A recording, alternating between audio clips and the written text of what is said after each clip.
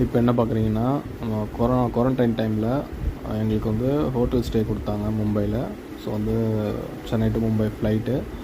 அப்புறம் இது வந்து நாங்கள் ஸ்டே பண்ண ஹோட்டலு, இது வந்து star hotel, actually 4 star deluxe ஹோட்டலில் நாங்கள் தான் ஸ்டே பண்ணியிருக்கோம். ஸோ அது சுற்றி காட்டுறாங்க. இதே பாத்ரூமு, மற்ற டப்பு எல்லாமே இருக்கும். பாத் டப்பு எல்லாமே ஃபெசிலிட்டிஸ் எல்லாமே ஃபுல் அண்ட் ஃபுல் இப்படி தான் இருக்கும்.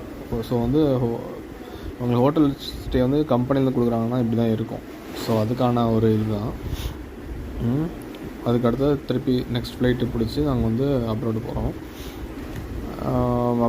ஃபுட்டு உங்களுக்கு வந்து ஃபுட்டு எல்லாமே வந்து பார்த்திங்கன்னா ப்ரொவைட் பண்ணிவிடுவாங்க. உங்கள் கம்பெனியே வந்து அதுக்கான சார்ஜஸ் எல்லாமே இது ஃப்ரீ தான். தண்ணி, ஃபுட்டு, அப்புறம் லிக்கர்ஸ் எல்லாமே வந்து உங்களுக்கு ஃப்ளைட்டில் ஃப்ரீயாகவே கொடுப்பாங்க. அதுக்கடுத்து இப்போ லேண்ட் ஆகிட்டோம். அன்றைக்கி நைட்டு ஹோட்டல் ஸ்டே இது.